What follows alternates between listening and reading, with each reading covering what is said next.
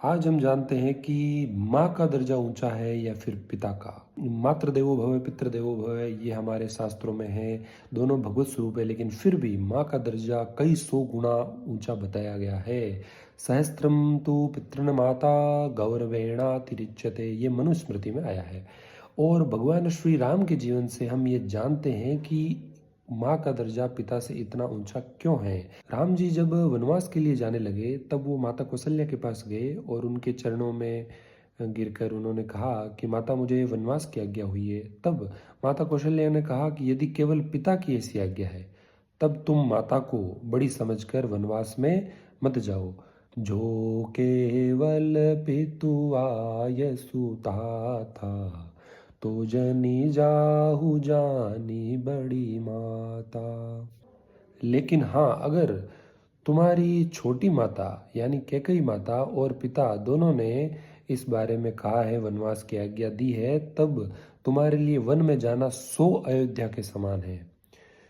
जो पितु मातु कहूँ बन जाना, तो कानन सत अवध समाना।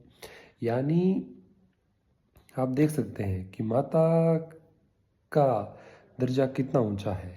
पिता जो है वो धन संपत्ति देकर पुत्र का पालन पोषण करता है, जबकि माता अपने शरीर से पुत्र का पालन पोषण करती है। धन संपत्ति जो है वो ममता की वस्तु है, और जो शरीर है वो अहमता की वस्तु है, और ममता से अहमता नजदीक होती है, ये हमें पता है। और माँ ने अपनी युवावस्था का बलिदान किया है, अपने शरीर से बच्चे का पालन पोषण किया है। माँ ने देखिए दाई का, नाई का, दर्जी का, धोबी का और गुरु का काम किया है। ये यहाँ तक तो ठीक है, टट्टी पेशाब उठाकर मेहतर का भी काम किया है।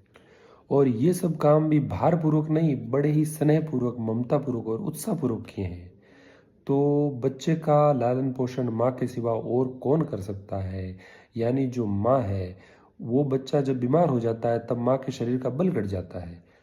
इस तरह की महिमा माँ की है, इसीलिए माँ का दर्जा ऊंचा है। और शास्त्रों में यहाँ तक आया है कि यदि कोई पुत्र साधु संन्यासी भी बन जाए, तब यदि उसके उपरांत भी कभी माँ उसके सामने आ जाती है तो वो उसको, माँ को दंडवत प्रणाम करना चाहिए, पूर्ण झुककर प्रणाम करना चाहिए। तो इस तरह से हमारे शास्त्रों से ये सिद्ध होता है कि माँ का दर्जा पिता के तुलना में कई सौ गुना अधिक है।